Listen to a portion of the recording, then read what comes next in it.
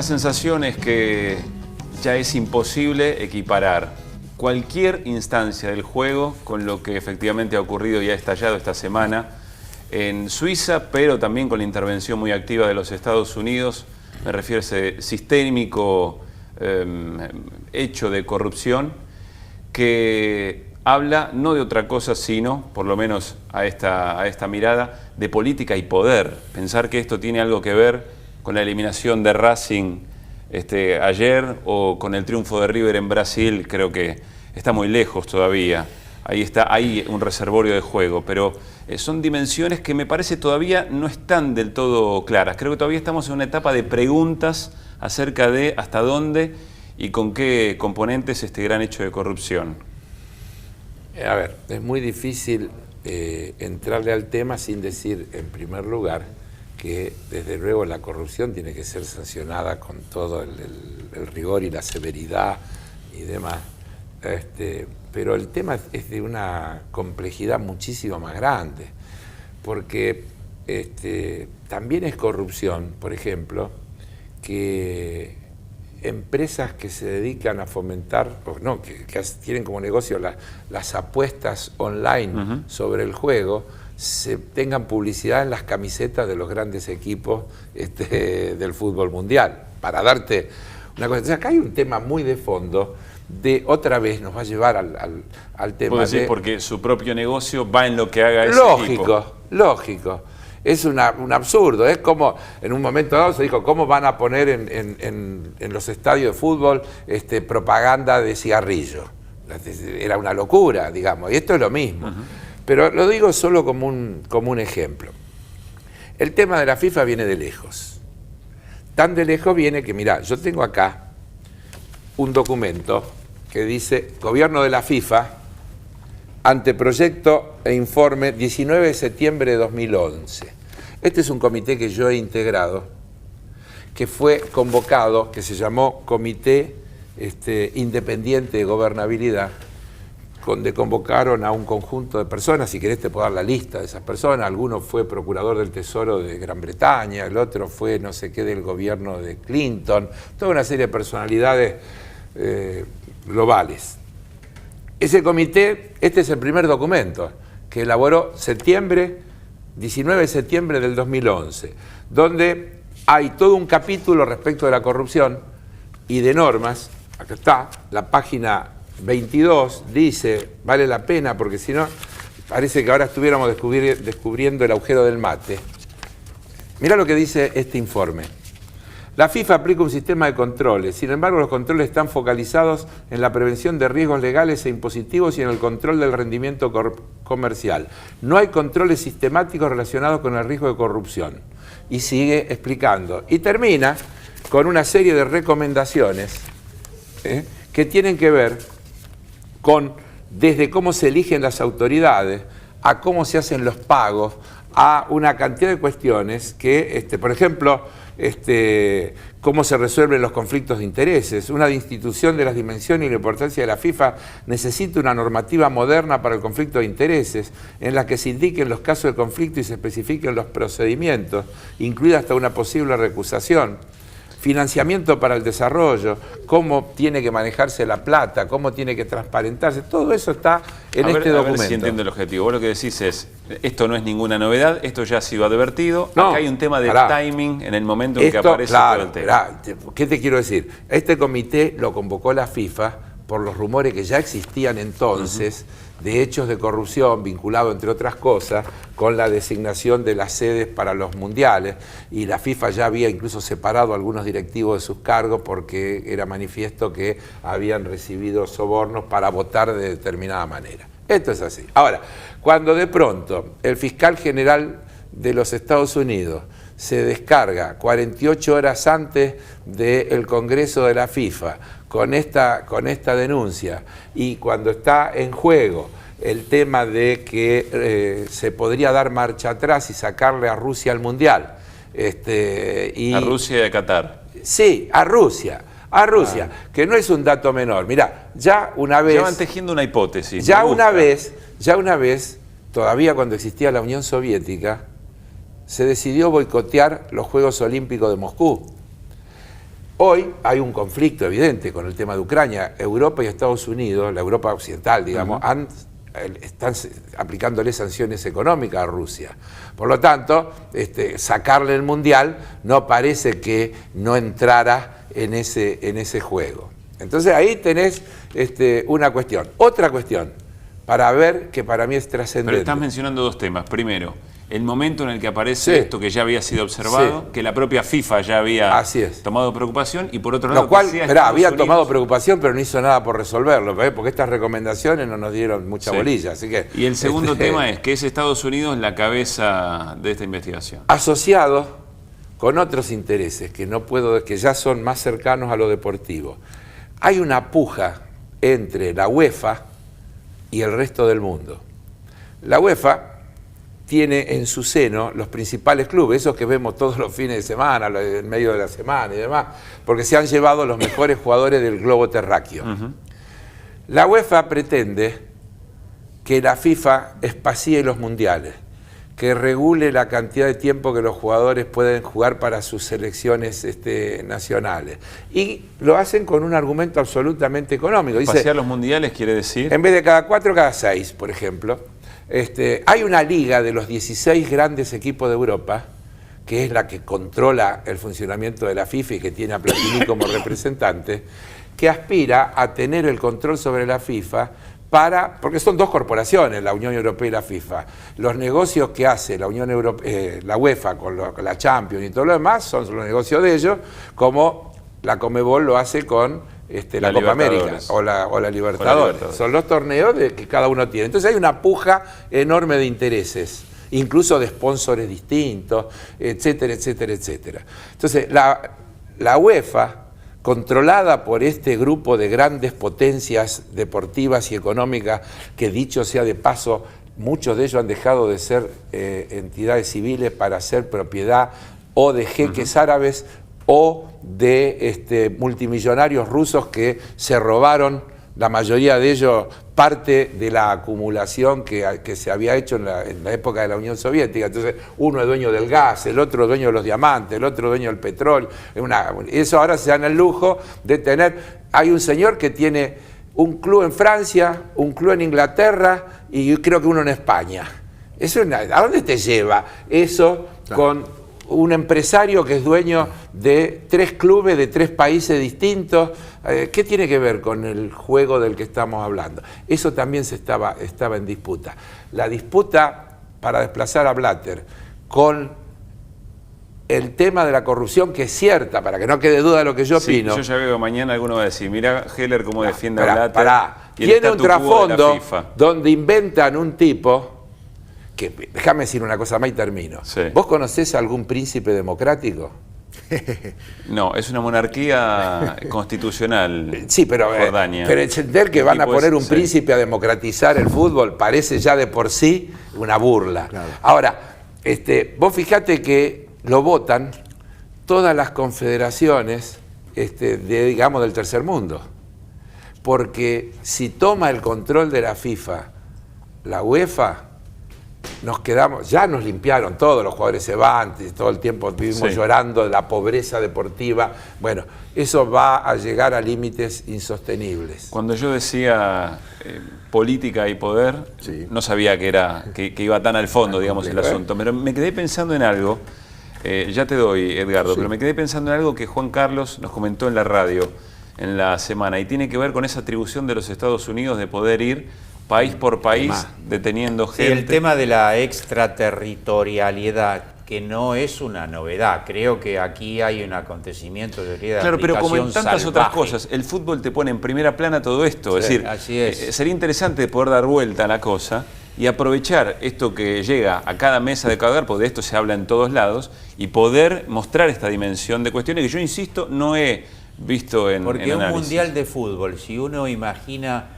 las dimensiones que tiene hoy la gran confrontación entre los polos de poder, como por ejemplo Rusia, China, frente a Estados Unidos, que está claro que hay una gran confrontación estratégica, está claro también que ya no es solo por la economía y mediante la violencia y las armas, sino por la cultura. Y el evento comunicacional, cultural más grande que existe en el planeta actualmente es el Mundial de fútbol. Por lo tanto, es parte de una disputa fenomenal la posibilidad de liquidar el Mundial de Rusia de los próximos tiempos. Y para eso vuelven con la extraterritorialidad, que es una noción imperial, colonial. Aquí decía Zaffaroni, con respecto a los buitres sobre este tema, es como si un juez de Avellaneda, de distrito, tiene poder sobre Canadá, tiene poder sobre otro país. Si en Estados Unidos no le van a decir, venga, pase, así haga es. lo que usted considere. Eso es lo que están haciendo, lo que está haciendo esta fiscal general, que además hace un mes que fue nombrada, y aparece con esta aplicación brutal de extraterritorialidad, que insisto, es una visión típicamente colonial. Edgardo. Bueno, como yo no sé mucho de fútbol, se me ocurrieron dos ideas muy breves. No es tanto fútbol este Yo no tema. hablé de fútbol. No, por eso. Pero como Carlos dijo que no hay príncipes democráticos, yo creo que desde Maquiavelo, hace 500 años hasta el presente, no hay príncipes democráticos.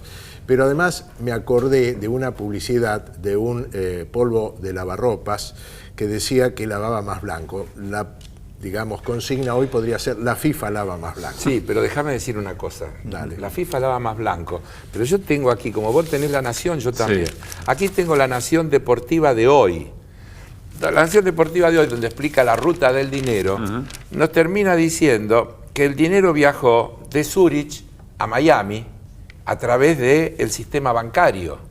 Que no está en cuestión. Que no está en cuestión. Entonces, ¿cuántas veces hemos hablado ya del tema de los paraísos fiscales, de la denuncia que está investigándose sobre la fuga de capitales de la Argentina y del mundo entero? Esto también, si no existiera esta permisividad de los paraísos fiscales, que dicho sea de paso son de Inglaterra, de Estados Unidos y de algún otro de los países centrales. Grande Suiza. Y Suiza es en el sí más mismo. grande de todos. Y Inglaterra también, Londres otra plaza, Claro. todos paraísos fiscales. Entonces, si ellos se dejan de embromar y hacen lo que les recomiendan a los demás, lo que nos dice el Gafi que hay que hacer, y etcétera, y se ponen en serio, estos tipos no podrían hacer esto. Porque acá no se fueron con una valija con la guita y se la llevaron a alguien. Usaron los canales que el sistema permite que sigan existiendo, que son estos lugares donde hay opacidad. ¿Sabes lo que quiere decir opacidad? Que no se ve nada y no se sabe lo que pasa adentro. Me prometen 2 líneas sobre el tema, seguro lo vamos a seguir, el programa tiene 1 hora y no podemos más. Pero no quiero escaparme del tema local. Y la pregunta es la siguiente: ¿es una oportunidad? Porque uno ya ha visto que si el asunto va, ahora no será Bursaco, será algún otro, efectivamente empresario, pero que si la cosa va de privado en privado, puede cambiar alguna cara, puede dar algo menos grotesco, pero más o menos el sistema sigue funcionando igual. ¿Es una oportunidad para que el Estado intervenga de otra manera en el marco de lo que esto genera también en el fútbol argentino, en términos de política y de poder, no tanto el juego, que será otra cuestión? Yo no sé qué pensás con intervenir. Yo opino que es un tema político tan grande. Lo digo porque efectivamente el Estado Nacional ha tomado cartas en el tema del fútbol cuando era el buque insignia de la manera de un medio de comunicación hegemónico para quedarse con tantos otros Déjame recursos. decirte una cosa, porque si no, queda incompleto. Hoy hay 3 tipos ahí marcados, Sí. Uno de ellos es el señor Bursaco. El señor Bursaco, entre otras cosas, tiene un hermano que Sí. era funcionario del gobierno de Macri hasta hace muy poquito. Pero además, preside una compañía que es una empresa norteamericana, Torneos y Competencia, es una multinacional, no es la empresa que empezó. Hoy es de un fondo de inversión norteamericano y de DirecTV. Y está asociada en Teis Sport con una empresa que se llama Inversora de Eventos Sociedad Anónima, que es una empresa del grupo Clarín. Clarín, Brahma, Grite, qué sé yo, pero son socios de ellos, de Torneos y Competencia. Entonces, ahora hay un chivo expiatorio y yo no lo voy a defender, otra vez, te Sí, vuelvo a repetir. sí. Bursaco que se haga cargo de lo que te Pero haga hoy, hacerse hoy cargo. también realiza la propia transmisión del fútbol, que es No, efectivamente una política de Estado. es una proveedora de contenidos. Bueno, está bien, No, no hay una está diferencia. asociado, no lleva adelante el tema. No. Pero quiero decir, no es un tema hoy menor la participación No se que podría, Clarín tiene no en se el podría, no, Clarín sí, en torneo y competencia no tiene participación. Yo te dije, Clarín y torneos y competencia son socios en Teis Sport, que televisa los eventos internacionales, que maneja una cantidad de derechos, que tiene un canal de televisión que es uno de los más vistos del cable de la Argentina. Son socios, eso es lo que te estoy diciendo. No en la explotación del fútbol para todos. El fútbol para todos, Clarín no tiene ninguna participación. Claro. Es torneo como proveedor de insumos. Vos decís, ¿por qué está torneo? Porque era imposible, sin la infraestructura, armar lo que se armó, de televisar la cantidad de partidos que se televisa. Entonces se le compra un producto, ahí no hay nada que sea opaco, está totalmente transparente. No es torneos socio de fútbol para todos, es un proveedor que cobra una cantidad de plata por dar un servicio. El Estado ha intervenido, fútbol para todo, es una intervención fenomenal del Estado, con una concepción precisamente que el Estado tiene que estar, subsidiar a los sectores más pobres y humildes que no pueden pagar y gozar del fútbol. Tanto es así que ha generado una rabia y una furia permanente de la derecha y de los sectores de los negocios y elitistas contra esa decisión del Estado. De cualquier manera, el tema es un problema político, económico y simbólico tan grande que el Estado tiene que seguir interviniendo para poder colocarlo en otro lugar al que hoy hay aquí en la Argentina y en todas partes. Tenemos que cerrar, pero creo que es la primera vez que un tema se nos va un poquito de madre, y es lógico, es lo que estábamos diciendo antes. Es bien caliente. Es difícil pasar y cambiar, sobre todo un tema tan sensible y que desde ya tendrá la próxima semana un hecho muy importante. Se refiere a la foto de la semana, uno de los segmentos de nuestro programa, y a una convocatoria que el colectivo Ni Una Menos lanzó, una cita que tomó mucha fuerza en las redes sociales y en medios de comunicación con el acompañamiento de distintos dirigentes. Bueno, las mayores responsabilidades se han hecho efectivamente solidarios sobre este tema el 3 de junio en el Congreso. La pregunta que tengo para la mesa es si quizá en esta violencia de los hombres contra las mujeres todavía no hay un arraigo en nuestra vida cotidiana en cuestiones que nos hacen difícil a veces visibilizarlo como un hecho de violencia. Es decir, aquí hay una pelea que desde ya necesita herramientas, pero también hay una pelea cultural, es un poco nuestra materia, y si somos efectivamente conscientes de en cuántos lugares se ejerce la violencia de los hombres sobre las mujeres y todavía no aparecen como tales. Mira, dos cosas. Una, permitime que diga que la institución de la que formo parte, el Instituto Movilizador de Fondos Cooperativos, está convocando a la marcha por Ni Una Menos el 3 de junio a las 17 horas frente al Congreso. Tema 2. Indudablemente que acá hay cuestiones de índole cultural que vienen de siglos pasados y que requieren de una modificación profunda de conductas.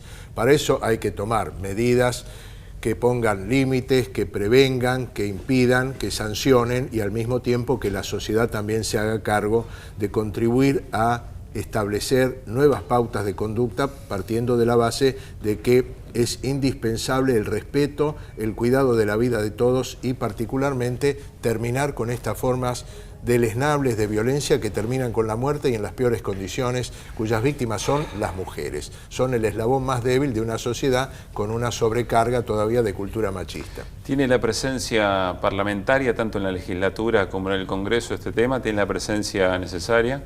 Nosotros hemos presentado un proyecto antidiscriminatorio que incluye toda la forma de discriminación y esta es una de ellas, clarísima. Y además ya se votó, claro, una ley contra el femicidio el año pasado, agravando la pena gravemente las penas, lo cual se supone que tiene que ser un disuasivo. Pero solo eso no alcanza, sino que está todo lo que decía Edgardo, que es el tema cultural, una sociedad que todavía tiene un sustrato de machismo importante, de machismo y violencia. En fin, es un tema enormemente complejo. Insisto, se han dado pasos legislativos, pero todavía estamos evidentemente lejos de la solución de un problema como este. Cerramos el programa y queríamos efectivamente hacerlo conversando acerca de los 46 años del Cordobazo que se cumplen hoy. 1969, mayo del 69. Creo que punto de inflexión en el país, más allá de la propia huelga, de las organizaciones estudiantiles, de los enfrentamientos y la represión contra esas organizaciones y el enfrentamiento con la policía, punto de quiebre la dictadura de Onganía. Pero estaba pensando el recorrido de las organizaciones, de aquel sindicalismo liberador de Tosco, pasando por el rol y la persecución en la dictadura, durante el neoliberalismo, durante el menemismo, y hoy llegamos a estas 5 centrales, fragmentadas, pero discutiendo paritarias, con un salario mínimo vital y móvil cada vez subiendo y estando más a la altura de las circunstancias. ¿Cómo evalúan ese recorrido? Yo creo que es vital reivindicar a Tosco y al cordobazo porque simboliza precisamente el ejemplo del líder sindical clasista comprometido con los trabajadores, que no claudica en ningún momento y que tiene una visión sindical y política de la perspectiva de transformar a la sociedad como parte de la resolución de los problemas de la clase trabajadora, y en eso pone todo lo de él. El cordobazo es precisamente un punto de inflexión basado en la unión de obreros, estudiantes y con la aquiescencia de la clase media desde el punto de vista social, y desde el punto de vista político es la unión de sectores peronistas avanzados, de sectores de la izquierda marxista como era Tosco, de sectores del cristianismo, de la teología de liberación que se acababa de fundar y de muchos otros sectores democráticos que en ese momento deciden enfrentar a una dictadura. O sea, es una experiencia sindical, social y política absolutamente notable. Luego ocurrió todo lo que vos decís, en parte por el triunfo del neoliberalismo, que también se expresa en el movimiento sindical y que debe ser revertido. No podemos dejar de sostener la necesidad de un sindicalismo de liberación frente al sindicalismo corrupto que se ha pasado lisa y llanamente a la patronal y ser un sindicalismo empresario. De cualquier manera, también hay que registrar que hoy hay muchísimos dirigentes sindicales y luchadores sindicales que no han sido absorbidos por esa claudicación y que enfrentan al modelo sindical patronal y claudicante. Pero bueno, insisto, creo que Tosco es uno de los mejores ejemplos de la historia del sindicalismo argentino del siglo XX. Y con diferencia de pocos años, en el 66, cuando se da el golpe, uno de los que fue a acompañar la asunción del general Onganía, que encabezó el golpe de Estado contra el gobierno constitucional, fue el dirigente sindical Augusto Timoteo Bandor. Y 3 años después, el que lidera la rebelión en Córdoba y que fue ese punto de inflexión que hizo caer a la dictadura de Onganía, fue el compañero justamente Agustín Tosco, que es expresión de lo que dijo Juan Carlos, clasismo y compromiso con sus trabajadores. Heller, Junio, Forn, gracias por esta noche. Bueno. ¿Le quedó algo ahí? No, que siempre queda un montón, siempre, pero ¿no? está bien. Bueno, que tengan buenas noches, buen fin de semana. Ojalá la hayan pasado tan bien como nosotros. Nos reencontramos el viernes a las 11 de la noche con Ideas Propias por CN23. Chau.